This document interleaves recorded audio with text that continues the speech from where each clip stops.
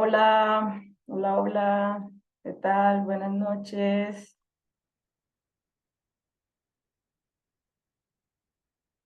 Espero que estén muy bien a todos, buenas noches a todas y todos. Bienvenidos a este espacio, es el primer webinar que tenemos desde Ritual Fungi. La idea es que esta dinámica se siga dando porque digamos que nuestro propósito, nuestro mayor interés realmente es poder educar alrededor de esta herramienta de terapia como es la psilocibina, ¿vale? Entonces, bienvenidos, espero que estén súper bien. Voy a comenzar, ¿sí? Este, como esta presentación, un poco a hablarles sobre lo que es el tratamiento con psilocibina, pero desde el comienzo, como desde lo más básico, sobre la psilocibina, su historia, sus usos, ¿verdad? Y también contarles un poco sobre Ritual Fungi, que es la plataforma en la que, junto con Mari Giraldo, estamos trabajando hace más de un año y que está enfocada en poder llevar esta herramienta de terapia a muchísimas personas, porque sabemos que tiene un gran potencial en la salud y en el bienestar mental. Así que bienvenidos y bienvenidas. Voy a comenzar ya para que podamos avanzar. ¿Listo? Entonces, la psilocibina la vamos a tomar como una alternativa para la salud mental, una alternativa de las muchísimas que hay. Para nosotros es muy importante siempre recalcar que la psilocibina no es una panacea, no es una sustancia que va de una vez a transformar tu vida, ¿sí? Es una herramienta que se está utilizando junto con la terapia en este momento porque ayuda a que los procesos de terapia se den de una manera, digamos que más eficiente, ¿sí? Logra ayudar a los procesos de terapia, en este caso, terapia transpersonal, terapia psicodélica, terapia eh, psicológica, bueno, en general, para tratar diferentes problemáticas de salud mental como son la depresión, la ansiedad, etcétera. ¿Listo? Entonces voy a comenzar hablándoles un poco primero de quién soy yo, como para que se sientan más en confianza de la persona que les está hablando. Mi nombre es Lina Cáceres y yo soy cofundadora de Ritual Fungi, como lo dije al principio.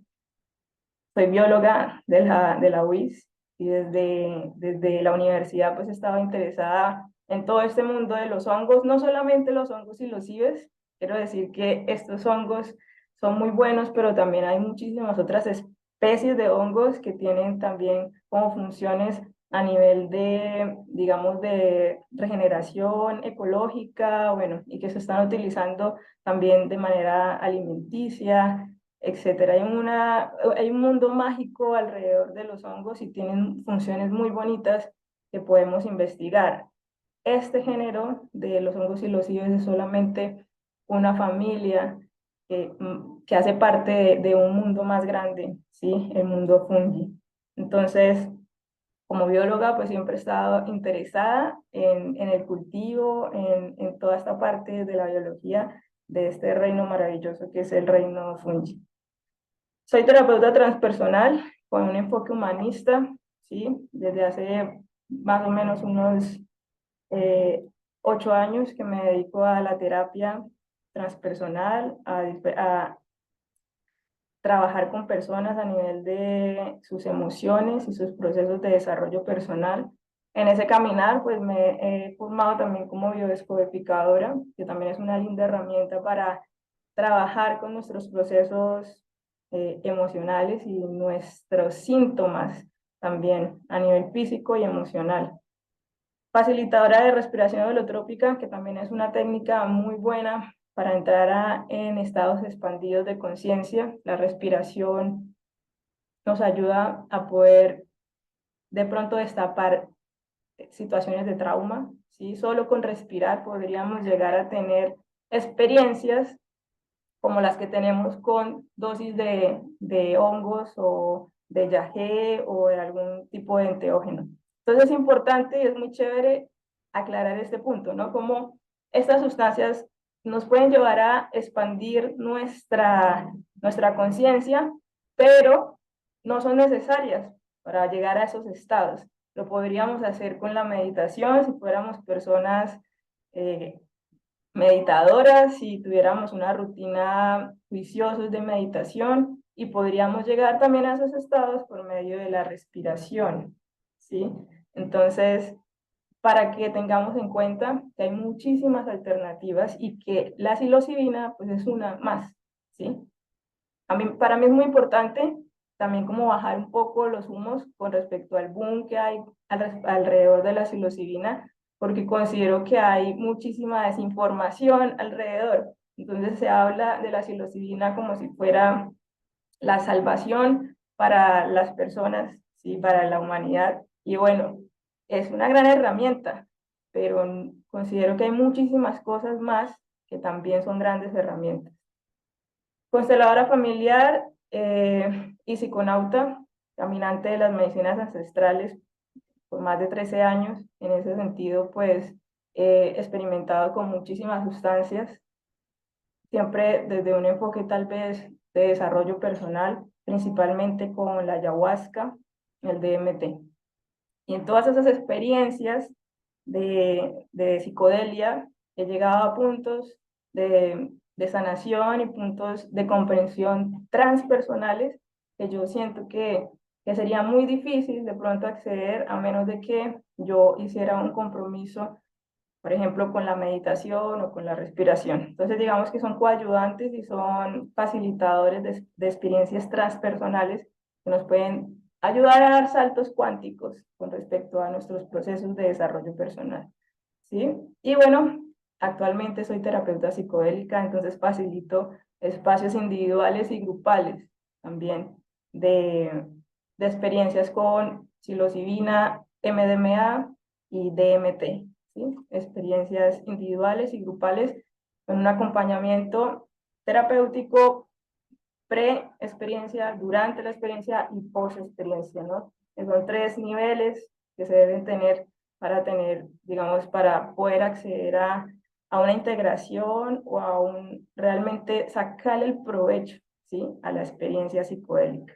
Entonces, muy importante que tengan en cuenta que el acompañamiento terapéutico, sí o sí, es algo fundamental si quieren realmente ver pues, un avance con sus experiencias con la psilocibina. Todas las preguntas que tengan, porque por acá Andrés me está levantando la mano, las vamos a dejar al final, ¿listo? Para poder avanzar rápidamente. Entonces, voy a comenzar con lo básico, ¿no? Vamos a comenzar con lo básico, ¿qué es la psilocibina? Pues esta sustancia básicamente se encuentra en los hongos del género psilocibe, ¿sí?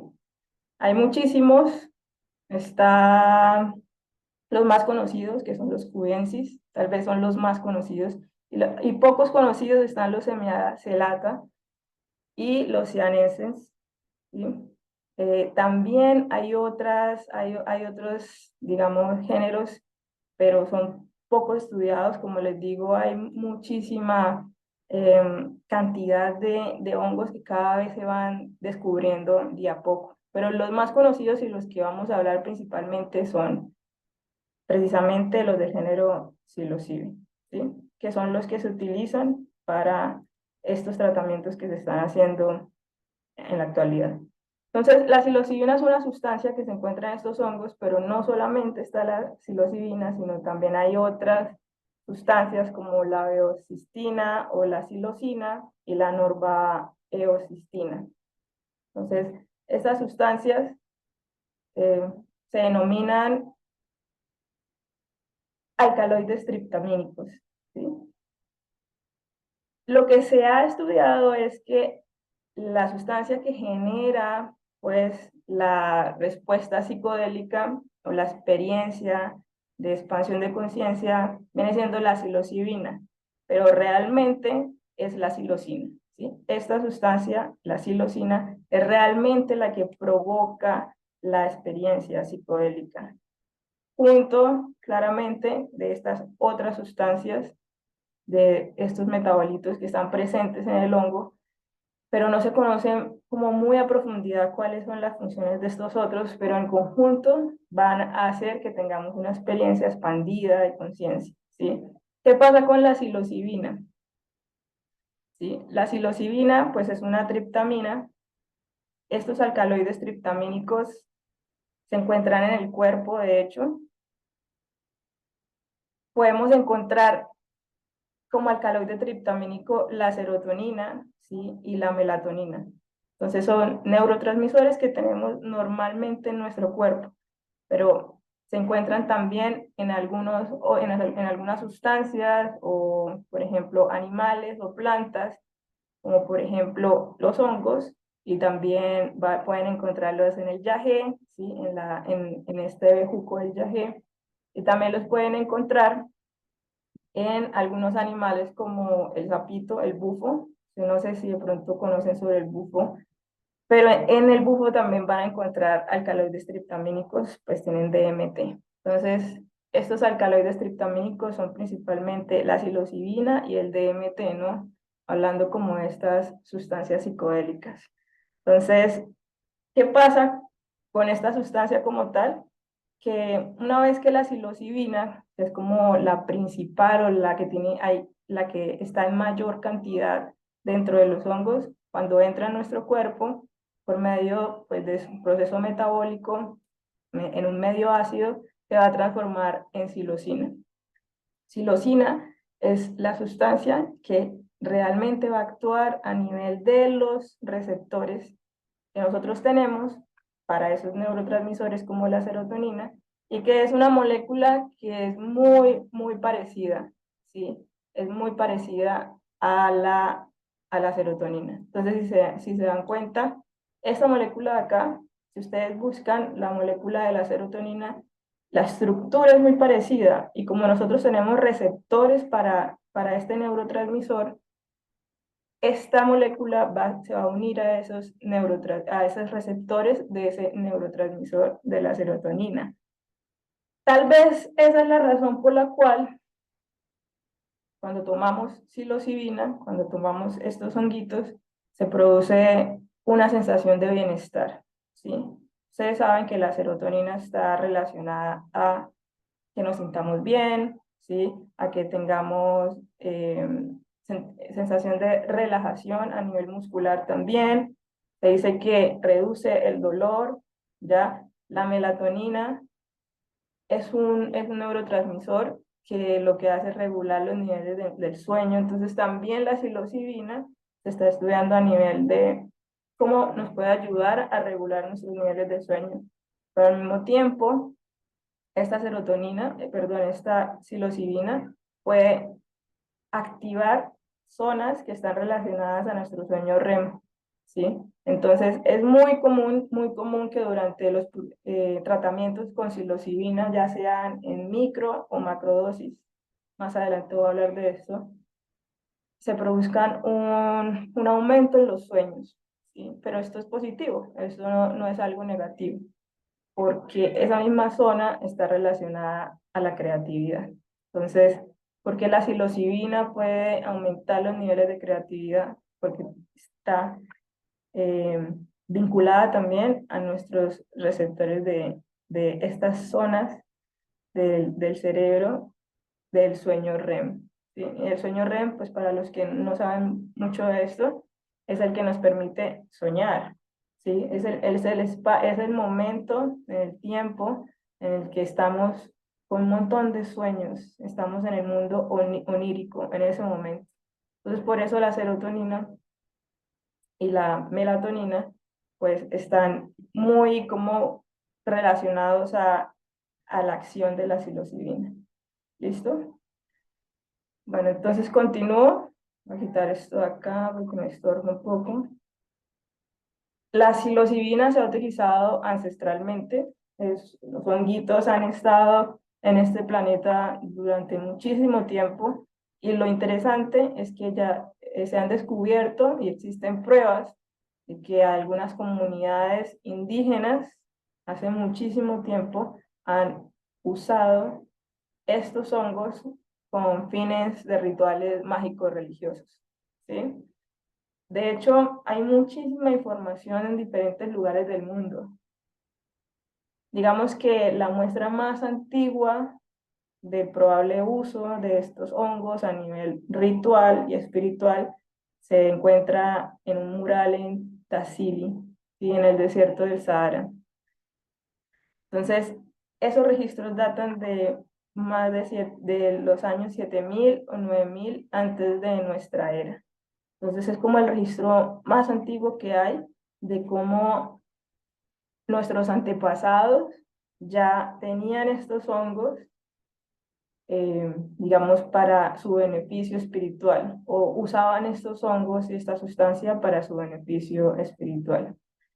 Entonces, sobre esto podríamos hacer un webinar completamente sobre la historia, el misticismo y la religiosidad que hay alrededor de los hongos, pero como para no desplayarme mucho en eso, vamos a decir solamente que en diferentes lugares del mundo, en casi todas las regiones del mundo, han existido registros de uso de los hongos para usos medicinales, para usos místicos y religiosos. Luego en el tiempo, ¿sí? Si avanzamos en el tiempo, nos vamos a encontrar con un personaje que para mí parecer es importante, es muy importante, digamos, que yo lo toque en este webinar, porque gracias a esta mujer empieza toda una revolución alrededor de la psilocibina y de los hongos, ¿sí? Y pues es María Sabina. Y yo sé que muchos de ustedes ya conocen a María Sabina, ¿sí? De hecho, pues se volvió muy famosa. Y ahora con este boom de la psilocibina, pues cada vez más personas van a conocer a esta mujer. Y María Sabina fue una indígena mazateca, ¿sí? Que nació en una población que se llama Huautla, del estado de Osaka. Y en Osaka, de hecho, uno puede encontrar estos honguitos que ella utilizaba para hacer sus ceremonias, que se llamaban veladas, unas ceremonias que se hacen de noche. Y los hongos que ella usaban, pues son unos hongos que tienen una carga de psilocibina bastante alta, ¿sí? No usaba una cepa que era bastante potente, ¿sí? Que le llamaban derrumbe, o le llaman derrumbe. Entonces, esta mujer es muy importante en todo lo que está pasando en este momento, ¿sí? Muchos de los investigadores que comienzan a llevar el mensaje de la psilocibina digamos, a Estados Unidos, a Europa, pasaron por María Sabina y pasaron por alguna ceremonia con esta mujer. Lamentablemente, pues también el uso que se le dio en ese momento, luego de que estos investigadores se lo llevaran, desató toda una ola como de curiosidad de las personas con respecto a la psilocibina, pero desde un enfoque netamente recreativo y de solamente curiosidad. Para María Sabina, los hongos, a los cuales les llamaba los niños santos, pues era todo un espacio ritual muy sagrado.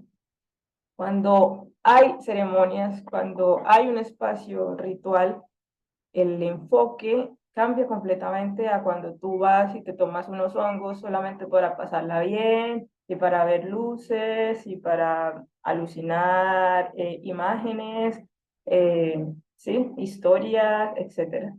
Entonces, pues ella se puso muy triste, ¿sí? Por todo esto que empezó a suceder, porque no se le estaba dando la sacralidad del caso a el uso de los hongos o de los niños santos en ese momento. ¿Listo? Entonces vamos a pasar. Hice una línea del tiempo para que conozcan un poco de la historia de la psilocibina y cómo llegamos al momento presente en donde se convierte la psilocibina en una herramienta de terapia para trabajar con problemas de depresión, de ansiedad y para trabajar el trauma, que para mí es tal vez una de las funciones más importantes que tiene la psilocibina, ¿sí? Yo considero que si podemos llegar a trabajar nuestros traumas y nuestras historias prenatales y perinatales, podemos llegar a sanar nuestra vida, ¿sí? Nuestro momento presente, y con esa sanación mejorar todos los aspectos en general, nuestros vínculos, nuestra relación con nuestras familias, ¿sí? Nuestra relación con el mundo en general y cómo me siento y cómo percibo yo la realidad. Entonces, para mí lo más importante de las psilocibinas es poder llegar a esos puntos de sanación de trauma que podemos tener en nuestro ser, incluso desde antes que naciéramos, ¿verdad? De que estábamos en el vientre de mamá, podemos llegar a acumular traumas de las historias de esa mujer, ¿sí? De cómo esa mujer tuvo que pasar por muchos procesos de dolor, y nosotros tomamos todo ese dolor y todas esas historias y luego las replicamos en nuestra vida, ¿sí? Pero bueno, eso es un tema de terapia que también podría ser todo un webinar sobre trauma eh, transgeneracional, psilocibina. ¿Listo? Entonces, enfoquémonos en esta línea de tiempo. Como yo les decía, los primeros registros del uso de la psilocibina a nivel, digamos, de este planeta lo encontramos el 7000 y el 9000 antes de nuestra era. Este es uno de los, digamos, de lo que se encuentra, el arte rupestre que se encuentra allá donde les dije en Argelia. Si ven, es como un ser antropomórfico que tiene muchos hongos alrededor y tiene hongos en la mano. Entonces, a este ser se le llama el espíritu del hongo, y parece ser que era la entidad, ¿sí? La entidad que protegía o que trabajaba con estos hongos. Quiero que sepan una cosa, desde la visión mística y espiritual del trabajo con los hongos, pues no son solamente digamos, una sustancia, ¿no? La psilocibina no es solo una sustancia, sino que también tiene todo un componente místico, espiritual. Y para mí, al igual que para muchas personas, las plantas, los animales, los hongos tienen conciencia. Personalmente, tienen una frecuencia, tienen una vibración de conciencia, y hay unas entidades eh, espirituales que trabajan con estas, o que son como los espíritus. Por ejemplo, el espíritu del yagé, ese es el espíritu del hongo. Entonces acá, esta es una representación del espíritu del hongo para estas personas cuando lo retrataron. Luego pasa mucho tiempo, muchísimas otras comunidades y grupos sociales alrededor del mundo utilizaron los hongos, hay mucho registro de esto, pero luego llegamos al punto de otra vez María Sabina, ¿no? Y es que el encuentro con María Sabina fue lo que comenzó toda esta revolución alrededor de la psilocibina. Entonces, en mayo de 1957, María Sabina y Robert Gordon Watson se conocen, eh, y este señor, luego de haber compartido con María Sabina en varias ceremonias y veladas, decide escribir un artículo para esta revista Life. Y luego de que esta revista se publicó, empezó la locura de la que les hablaba al principio, ¿no? De cómo muchísima gente, personas, científicos, artistas, gente con curiosidad de entrar en esos estados expandidos de conciencia. Acuérdense que al mismo tiempo estaba sucediendo el tema del LSD, entonces estaba pasando un despertar alrededor de estas sustancias. Entonces muchas de estas personas, escritores también muy reconocidos, llegaron allá, a donde María Sabina, para participar de las veladas que ella realizaba. Entonces, esa locura mediática que ocurrió gracias a la publicación de ese artículo en esa revista hizo que también los hippies, ¿sí? Y ya personas que estaban experimentando con el LSD quisieran también probar los hongos, y entramos a los años 60. Y en los años 60 comienza todo este boom y esta revolución psicodélica, la primera revolución psicodélica, la primera, ¿sí? Que bueno, que coincide con el tema de la guerra y de todas estas personas que por su mismo despertar de conciencia y experiencias transpersonales se dan cuenta que la guerra no tiene sentido, que no entendemos realmente por qué tenemos que estarnos matando entre todos, y entra este movimiento hippie con toda la energía a proclamar, ¿sí? Los beneficios de la psilocibina y de otras sustancias psicodélicas para sanar nuestra alma, puede ser, para sanar nuestro espíritu también. Pero entonces ustedes ya saben que hubo toda una locura, ¿sí? Algo que se salió de control con respecto a estas sustancias y lastimosamente, pues no se les dio un uso responsable. Muchas personas murieron, no a causa de la sustancia como tal, sino de los comportamientos irresponsables y sin ningún tipo de, digamos, de asistencia profesional y terapéutica de personas que tomaban estas sustancias y eran propensos a sufrir de esquizofrenia, ¿sí? O problemas de bipolaridad, entraban en estados psicóticos, básicamente. Entrar en un estado psicótico es muy peligroso y tal vez algunas personas lo han experimentado durante estas experiencias, ¿cierto? Y es esa sensación de perder el control y de desorientación, que si no hay un cuidador o un facilitador o una persona que esté pendiente de estos momentos de emergencia, puede desencadenar claramente en una tragedia, ¿sí? Muchas personas se quitaron la vida o se vieron expuestas a momentos, digamos, peligrosos, total irresponsabilidad alrededor de esto. Lastimosamente, por esa locura psicodélica, empieza a tenerse en la mira por parte de los gobiernos estas sustancias, ¿no? Como que por primera vez le prestan atención y dicen, ¿qué es esta vaina, no?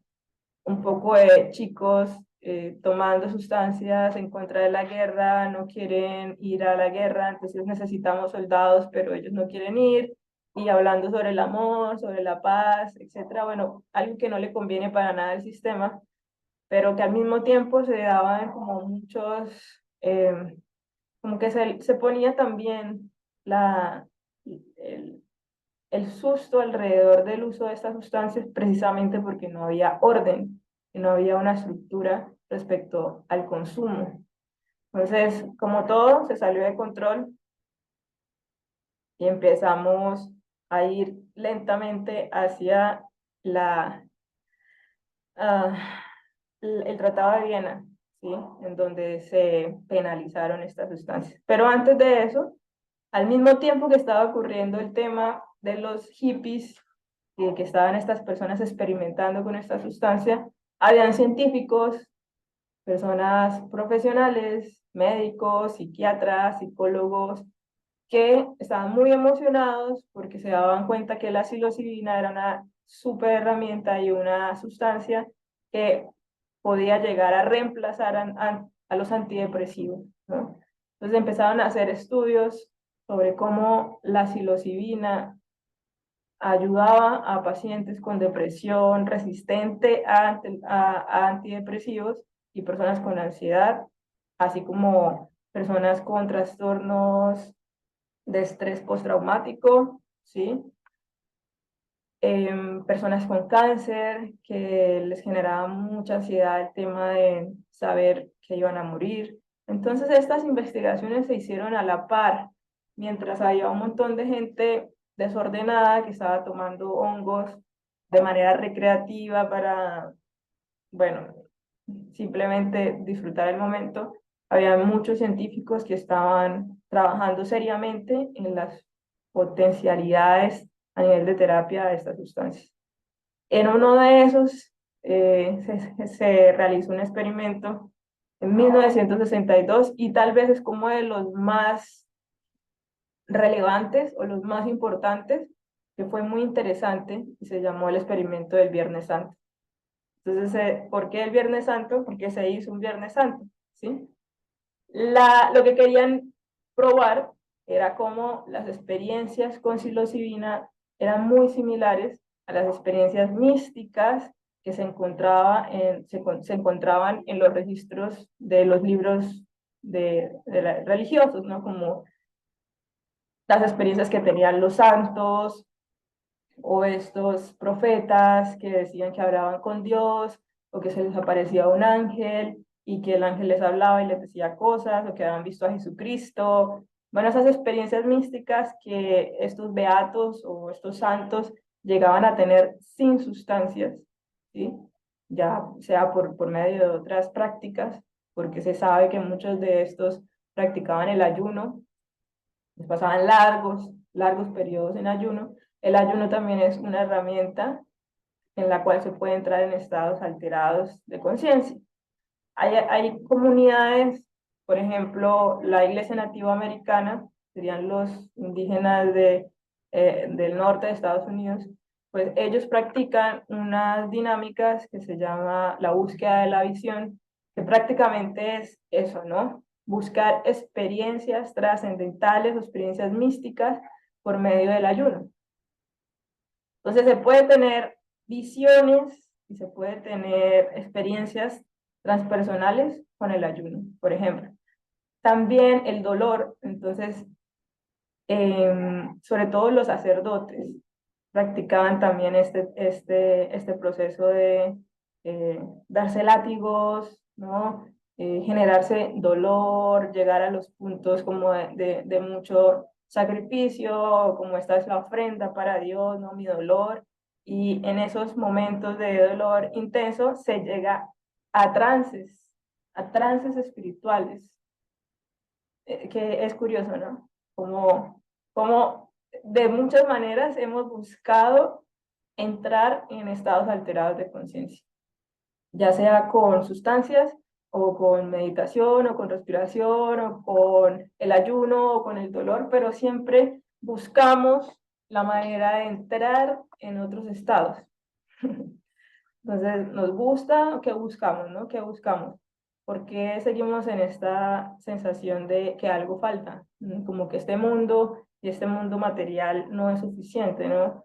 Sabemos que hay otros mundos espirituales, mundos emocionales, energéticos. Entonces, eso fue lo que pasó durante este experimento.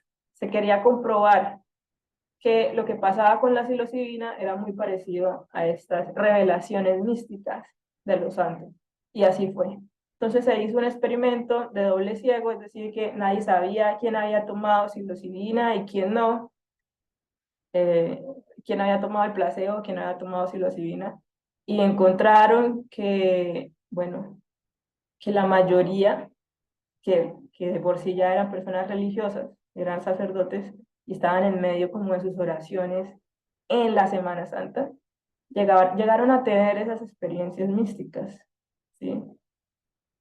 Los que habían tomado psilocibina experimentaban un éxtasis espiritual, ¿sí?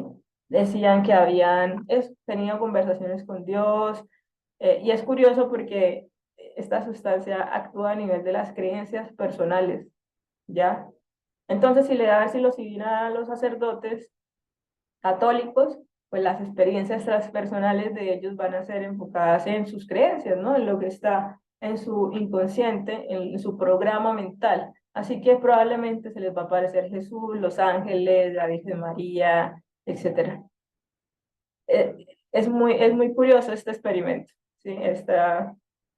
Pero fue como uno de los primeros que se realizó con la psilocibina.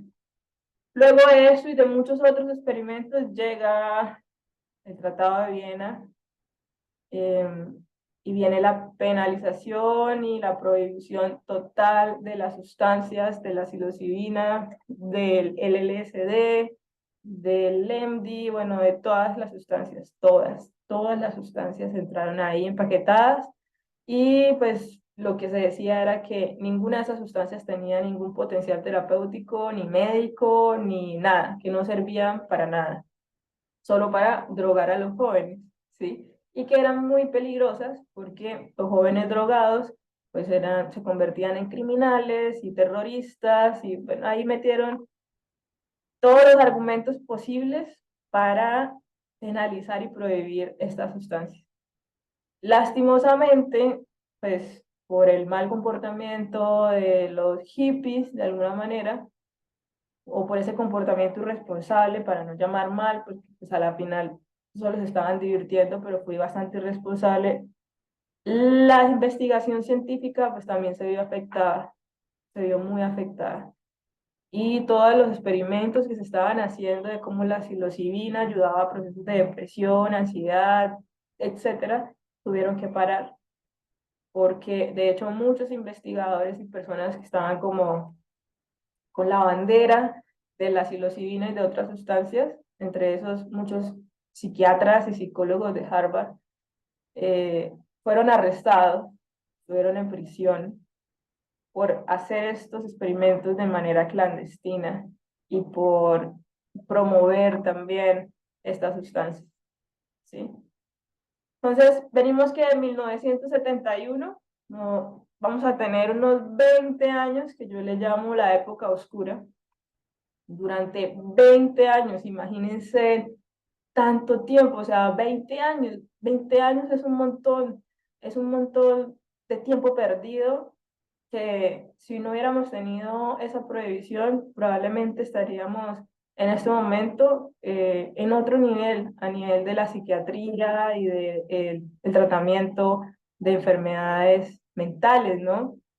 Entonces a mí sí me da un poco de pesar pensar en que la ciencia fue truncada de esa manera por personas ignorantes, ¿sí? En ese momento el presidente de los Estados Unidos, creo que era Nixon, fue uno de los que más molestó y molestó con respecto a este tema porque a él no le convenía que los jóvenes no fueran a la guerra, no estaban en medio de la guerra, necesitaba carne de cañón y pues los hippies no querían ir a la guerra, entonces quitémosles las sustancias, ¿no? Entonces 20 años de prohibición, en donde algunos héroes sin capota, ¿sí?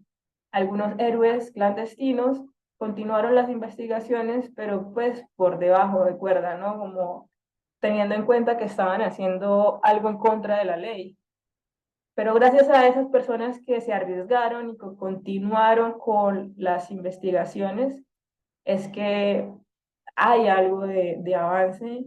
Muchas de estas investigaciones pues enfocadas en el uso de la psilocibina para tratar la depresión, la ansiedad, ¿sí? Los traumas, etc. 1990.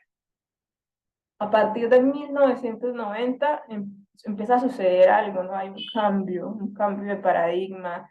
Los científicos ya están aburridos de estar en la clandestinidad y empiezan a hacerse más públicos. Y entonces estos que ya llevaban un proceso de investigación por debajo de cuerda, empiezan a sacar sus investigaciones y a decir, bueno, nosotros investigamos y esto es lo que hay, ¿no? Entonces, 1996 aparecen un montón de publicaciones. En esas publicaciones se comprueba de manera satisfactoria que realmente la psilocibina sí tiene un gran potencial a nivel terapéutico, a nivel mental, ¿sí? A nivel de bienestar emocional y también a nivel de bienestar espiritual. Entonces, al mismo tiempo que se investigaba cómo ayudaba la psilocibina en este tema mental, también se experimentaba la experiencia espiritual, ¿sí? Entonces, también muchos de esos científicos van y viajan a comunidades ancestrales para experimentar estas sustancias de manera ceremonial. Entonces, era como llega la investigación científica y estos mismos científicos también se aproximan a las experiencias de tipo chamánico o de tipo espiritual, ancestral, y empieza a haber un camino que va como de la mano, ¿no? Entonces acá se ve actualmente cómo hay un boom desde la psicoterapia. Pueden encontrar psicólogos, psicoterapeutas que están hablando del uso de la psilocibina y luego encuentran un boom de ceremonias de chamanes y de facilitadores ya desde la parte chamánica que también están súper, digamos que engomados con el uso de la psilocibina. Entonces, es un camino que empieza a recorrerse casi que simultáneamente. El boom espiritual chamánico y el boom terapéutico en este momento. Las personas que están levantando la mano, tal vez llegaron después, yo voy al final a hacer como una ronda de preguntas, ¿sí? Y respuestas. Entonces al final, si cualquier pregunta que tengan me la pueden hacer y ahí nos retroalimentamos también. 2010. Se considera que en el 2010 comienza como tal la segunda revolución psicodélica. Y aquí aparece una institución que es como en ese momento una de las pioneras a nivel de esta investigación con psicodélicos, no solamente con psilocibina, y es MAPS. Entonces MAPS en el 2010 lanza como por primera vez un congreso internacional, un encuentro internacional sobre terapia con psicodélicos. En ese momento se está promoviendo o ya como sacando a la luz mucho avance alrededor de la terapia con MD o MDMA, pero al mismo tiempo pues entra la psilocibina y DMT y otras sustancias. Entonces se dice que a partir de este evento, que fue como un evento único, después de venir de toda esta línea de tiempo, de la prohibición, de haber estado silenciados y estas sustancias penalizadas, poder tener un encuentro internacional sobre terapia con psicodélicos era el despertar de una nueva era, ¿cierto? Era algo que jamás se hubiera podido imaginar. Entonces se dice que a partir de esta fecha comienza la segunda revolución psicodélica. Y al ya tener un montón de información científica, validada por investigaciones, por personas que no son hippies, que se la pasan, no sé, pues en campamentos fumando marihuana o cosas así. O sea, no son solo esos personajes, sino que son personas que usan sustancias, pero que al mismo tiempo las investigan y las promueven de una manera responsable.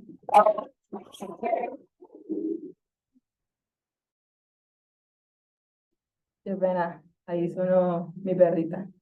Entonces, eh, vean que hay una gran diferencia, ¿no? Entre esa primera revolución a la segunda revolución.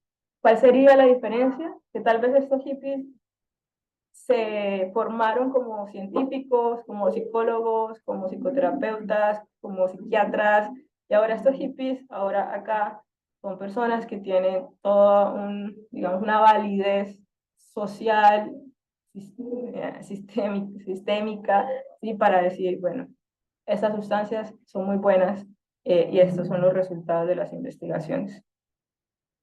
Así que empieza el boom, ¿no? Se empieza a llevar la información. Estados Unidos y Europa son como los principales eh, como exponentes, al igual que en este momento Australia.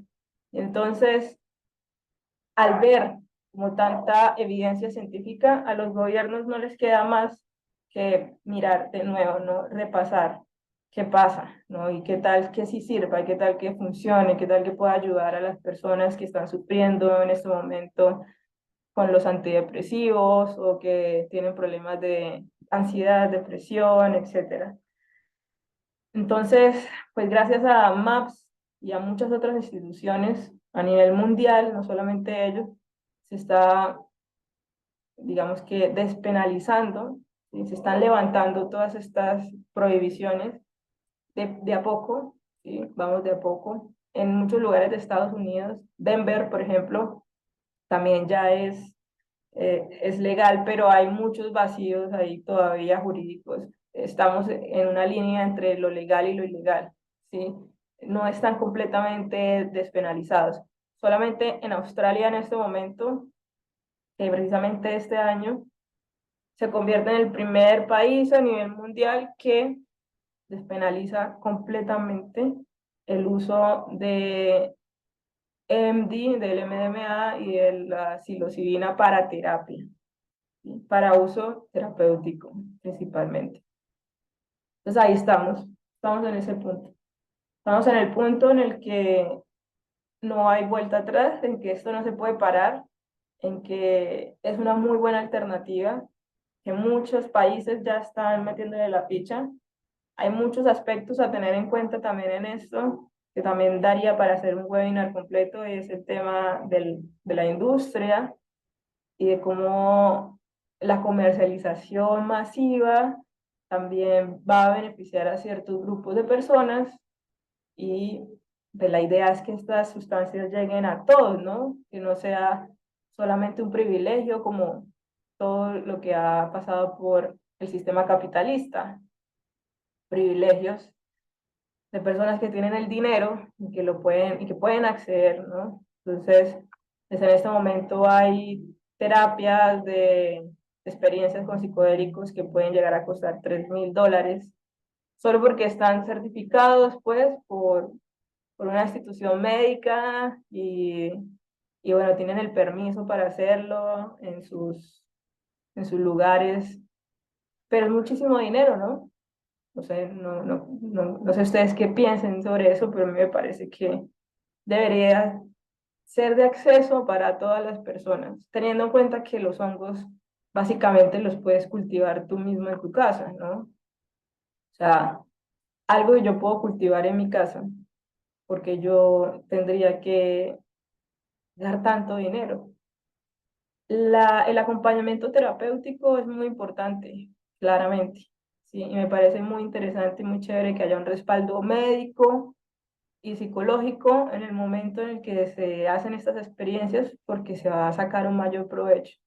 Pero pienso que debería ser accesible estas experiencias a todas las personas, no solamente a los que tienen dinero. Entonces, para los usos en terapia existen dos, digamos, dos formas. Hay una forma que es la microdosis y Ritual Fungi está enfocado en esta forma, en llevar psilocibina a las personas por medio de microdosis.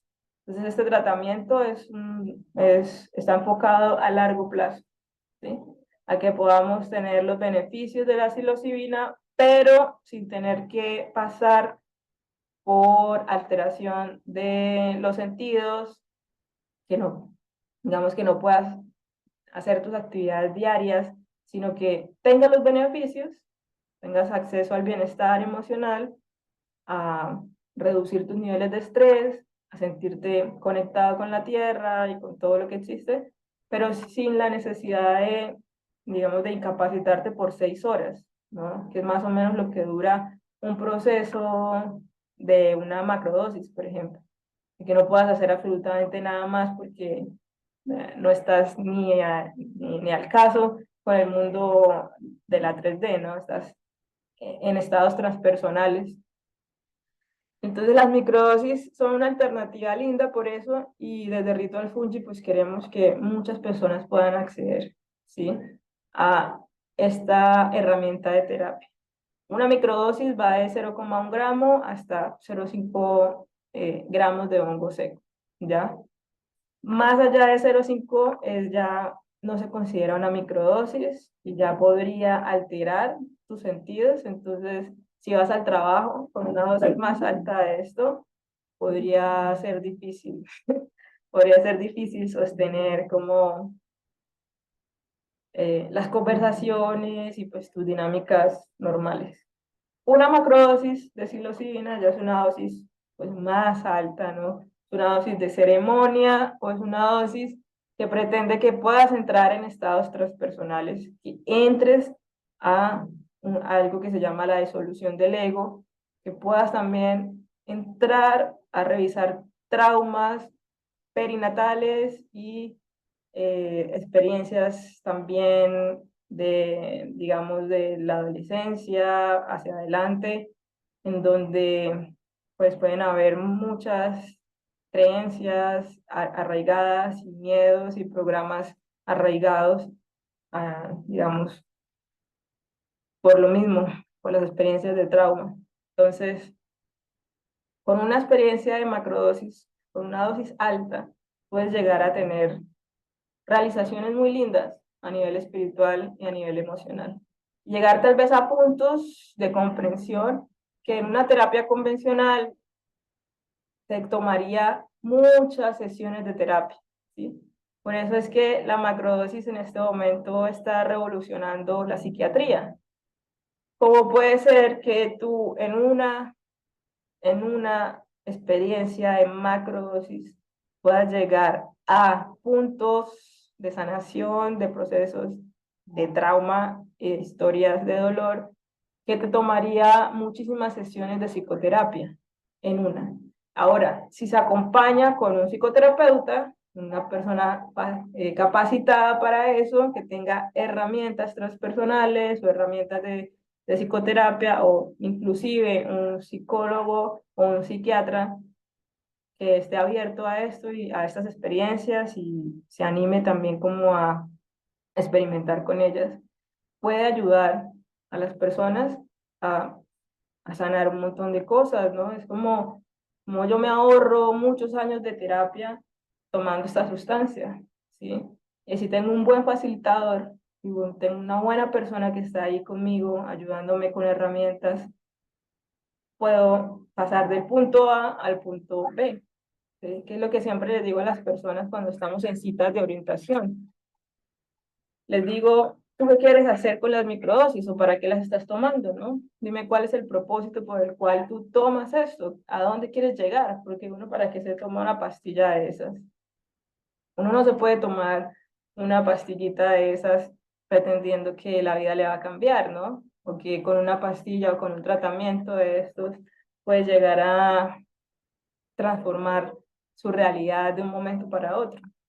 No, eso es un proceso en el que hay toda una voluntad personal para cambiar hábitos, para cambiar sistemas de pensamiento, para lograr transformar paradigmas, ¿sí? Como yo me transformo en una mejor versión, una versión mejorada, ¿sí? Que no tiene nada de malo la idea de que uno quiera evolucionar y quiera sanar ciertas cosas que no le permiten estar en paz, ¿sí? O a quien le gusta estar en depresión. ¿Y por qué estamos en depresión? Sería la pregunta, ¿no? ¿O a quién le gusta estar en ansiedad? ¿Sí? A nadie le gusta estar en ansiedad. ¿Pero por qué estamos en ansiedad? ¿Sí? No es como tengo ansiedad, es tengo un montón de historias, de creencias, de programas, ¿sí? De hábitos también, que todo ese conjunto están generando un diagnóstico al que le llaman ansiedad, ¿sí? O depresión, ¿vale? Entonces, si no tenemos claro qué queremos hacer, para dónde vamos, qué queremos transformar, y no somos conscientes de estas cosas, ¿para qué hacemos estas experiencias? Si se va a quedar solamente en eso, en una experiencia más, ¿ya? Una experiencia más. Me comí unos hongos y vi un montón de luces y vi, no sé, extraterrestres y ya. Y eso fue todo. Y wow, qué chévere, qué wow, qué súper. O todos somos amor y todos estamos en la unidad y etcétera. Luego pasa la ceremonia, pasa la semana, las 2 semanas, el mes, y vuelves otra vez a los puntos y a las creencias y vuelves otra vez a sentirte mal, ¿no? A sentirte en depresión, a sentirte en ansiedad. Entonces, ¿hasta qué punto realmente yo estoy haciendo un trabajo personal? De ser muy consciente también de por qué aparecen esos sentires en nosotros, ¿ya? Y miremos la psilocibina, más que sea una panacea y la salvación mundial, miremosla como una herramienta. Que si yo ya tengo estas situaciones de ansiedad, depresión, de vacío existencial, etcétera. Entonces la psilocibina viene a darme una percepción, a amplificar mi visión sobre esos sentimientos, ¿no? Como cuál es la raíz de esa depresión, cuál es la raíz de que me sienta así de mal, que no le encuentre sentido a la vida, ¿ya? ¿En qué momento me desconecté de la confianza sobre la vida, sobre la grandiosa vida, ¿no? Entonces, para tenerlo en cuenta. Las macrodosis son dosis altas que van de 2 gramos hasta 3,5, ¿sí? Me parece que una dosis de 4 gramos ya es una dosis demasiado alta para un proceso de terapia, ¿sí? Ya si quieres tener una experiencia mística muy profunda de disolución de la identidad y del ego, puedes tomar 4, 5, 6 gramos, pero son experiencias que para personas que no tienen todo un recorrido, un bagaje con la sustancia, puede ser muy difícil de manejar. Así que no se las recomiendo para nada. Tengan mucho cuidado con esto. Tratemos de ser responsables con esta sustancia para que no ocurra lo que pasó en la primera revolución psicodélica. No queremos que vuelvan a penalizar y a prohibir estas sustancias. Entonces, necesitamos ser responsables sobre nuestras propias experiencias y entender que si yo no tengo una estabilidad emocional o no tengo una estabilidad mental, yo no me voy a hacer una experiencia con psilocibina de 5 gramos, de 6 gramos, porque ¿qué puede pasar? Puede ocurrir una emergencia espiritual, una emergencia psíquica, ¿sí? A esto que le llamamos psicosis, y en medio de la psicosis pues pueden pasar muchas cosas, pueden haber problemas, te puedes hacer daño, puedes lastimar a otras personas.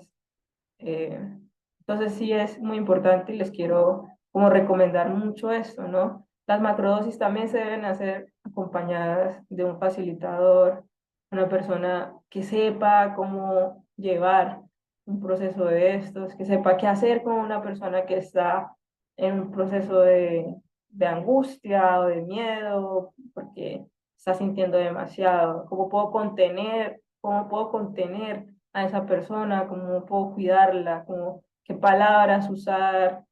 ¿Qué herramientas usar en ese momento?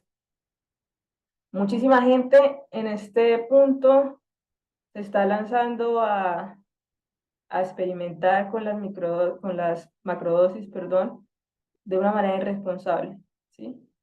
Y esto es un llamado también para las personas que ven, que van a ver esta grabación, que tratemos de hacerlo de la manera más consciente y responsable posible, ¿sí? Que si yo no sé cómo contener una situación de emergencia porque no tengo ni idea de herramientas de terapia, no sé, no, yo mismo ni siquiera puedo contenerme a mí mismo, pues no voy a entrar en esos espacios de facilitarle estas experiencias a otras personas, porque esto sí es muy delicado, se trata de responsabilidad. Vas a abrirle la mente y vas a abrir todo un compilado emocional y de trauma en personas y cómo lo vas a manejar o cómo vas a manejar qué pasa después de la experiencia, ¿ya? Entonces, si no hay un acompañamiento después de la experiencia, sería mejor que no lo hagan, no tiene sentido. Para mí, no tiene sentido que una persona haga estas experiencias, sino va a ser una integración de la experiencia, un post-experiencia, ¿no? ¿Qué pasa conmigo? ¿Cómo hago mis cambios? ¿Cómo me transformo? ¿Cómo me muevo de ese punto A a ese punto B? ¿Ya? Entonces, la terapia asistida con psilocibina de los últimos 15 años han habido muchos ensayos clínicos en donde se ha informado que hay mejoras en síntomas para la depresión y la ansiedad. También hay otros beneficios que ustedes pueden buscar en internet. Hay muchísima literatura, hay muchísimos artículos, la mayoría están en inglés, pero pues les recomiendo que si están realmente interesados en esto, se documenten muy bien sobre lo que pasa, ¿no? Entonces también lo que les digo, ¿no? Depresión, ansiedad, pero también tengan en cuenta que la psilocibina es un empatógeno, ¿sí? Empatógeno significa que nos vincula con las otras personas, nos permite generar empatía, ¿no? Ser vulnerables, abrir el corazón, hablar desde el corazón, desde cómo me siento, cómo se siente el otro, percibir el dolor del otro, ¿sí? Sentir la emoción del otro. Por eso algunas personas que están en tratamiento con microdosis dicen que están muy sensibles. Entonces, están por ahí, de repente algo pasa y esa situación es como tan fuerte que se ponen en los zapatos de la otra persona y les da ganas de llorar.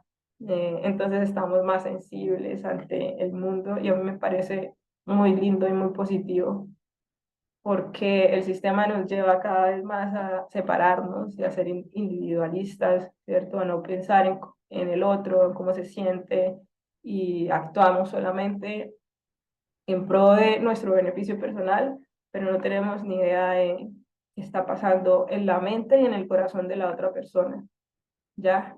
Entonces, siento que una sustancia que nos permita generar empatía como comunidad va a hacer que podamos unirnos y crear mejores sistemas sociales, ¿sí? Económicos, políticos, bueno, etcétera, crear una mejor estructura social a medida que podemos ser más empáticos con el otro, ¿no? Pues es una percepción que yo tengo de comunidad y una comunidad cimentada en, en la compasión y en entender al otro, ¿eh? No desde el ataque hacia el otro, sino yo te quiero escuchar y quiero ayudarte para que te sientas bien. Es posible que mejore la creatividad. Como yo les decía, hay muchas, digamos también muchos estudios sobre la psilocibina, cómo actúa en ciertas zonas del cerebro que están relacionadas a el sueño REM. Y el sueño REM es ese momento del sueño en donde estamos teniendo sueños, en donde estamos viendo imágenes y experiencias oníricas, simbólicas, ¿sí? De fantasía muchas veces, pero todo, digamos, desde un lenguaje de nuestro inconsciente, de nuestro psiquismo. Y tener esa área del cerebro activada va a hacer claramente que podamos, pues, tener mayores niveles de creatividad, ¿no? Se supone que Dalí, muchas de las pinturas de Dalí, el arte de Dalí viene, lo toma él de las experiencias que tenía durante sus sueños y él se procuraba entrar en experiencias de sueño porque de ahí se agarraba para pintar, ¿ya? Entonces puede ser que aumente la creatividad. Como les digo, esto hasta ahora está, digamos, comenzando en la investigación, así que hay algunos estudios que se están haciendo, pero no se puede decir a ciencia cierta como sí, sirve para la creatividad, ¿no? Falta muchísima investigación todavía. El tratamiento para el dolor crónico, por ejemplo, personas que tienen fibromialgia, problemas de reumatismo, dolores en articulaciones, músculos. Se ha comprobado en ciertos estudios que ayuda a reducir el dolor, ¿sí? Y desinflama también. Entonces tiene todo el sentido, ¿no? Porque si es una sustancia que se asemeja a la serotonina y la serotonina nos da una sensación de bienestar, pues tiene todo el sentido que reduzca el dolor. Mejoran procesos de migraña en pacientes con cefalea en racimo. Bueno, este tema de la cefalea en racimo es como de los diagnósticos más fuertes que hay y que genera pues un dolor que las personas que lo experimentan dicen que es terrible, que quisieran morirse cuando tienen los ataques de migraña. Y parece ser que la psilocibina les ayuda muchísimo a disminuir los momentos de ataques de migraña, ¿no? Porque son como momentos que eh, a veces son espaciados en el tiempo o dependiendo de qué tan severa sea este diagnóstico, puede ser más seguidos en el tiempo. pero las personas que han experimentado con psilocibina reportan que han disminuido sus ataques. ¿Listo? Em, hay también digamos, un enfoque de la psilocibina para tratar adicciones, especialmente el alcohol, ¿sí? Entonces hay estudios, por ahí estuve también leyendo alguna vez un artículo sobre el alcoholismo y la psilocibina y cómo ayudaba a que las personas dejaran estas adicciones. Personalmente, con toda la experiencia que llevo en las citas de orientación, las personas que toman cita de orientación con Ritual Fungi, lo que he digamos, retroalimentado en esas experiencias es que muchos dicen que son capaces de cambiar sus hábitos, ¿sí? O que de repente ya no quieren fumar, o que de repente el alcohol fue algo que se disminuyó muchísimo, como sus ganas de tomar, de salir a fiesta, y fue algo que empezó a suceder orgánicamente, ¿no? No fue algo que se propusieron, sino empezó a suceder naturalmente. También personas que han dejado de consumir Coca-Cola o que le han bajado el tinto, el cigarrillo, o que han dejado de comerse las uñas, o bueno, todas estas, digamos, estos procesos de TOC también ayudan muchísimo. Pues tiene todo el sentido porque si bajan los niveles de ansiedad, pues tiene sentido que también bajen estos TOCs o estos hábitos que están, pues, no son beneficiosos para nada para nuestra vida, ¿no? Porque existen hábitos que son positivos y hay hábitos que para nada nos sirven, ¿no? Como estar tomando Coca-Cola o tener problemas con el alcohol, ¿verdad? Entonces, esa es como la charla que quería proponerles en esta primera oportunidad sobre la psilocibina. Termino este webinar con esa pregunta, ¿no? ¿Quieres comenzar un tratamiento de terapia con psilocibina? Desde Ritual Fungi, pues tenemos varias opciones. Tenemos los tratamientos como tal de las microdosis con psilocibina. Hay otro, que no lo tengo acá, pero es el tratamiento con melena de león, vitamina B3 y psilocibina. Y tenemos también un hongo muy bonito que es la melena de león. Y son hongos funcionales que también ayudan un montón para nuestra vida. Entonces voy a pasar ya al tema de las preguntas. Espérenme.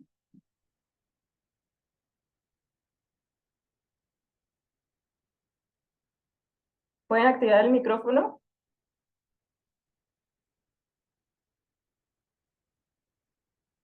¿Pueden activar ustedes el micrófono?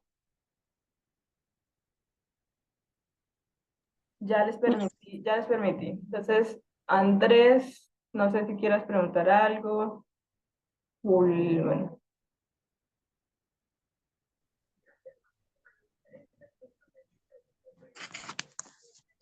Buenas, buenas. ¿Me oyes? Hola, Muy buenas noches, Lina. ¿Cómo estás? hola, muy bien, Andrés, bienvenido.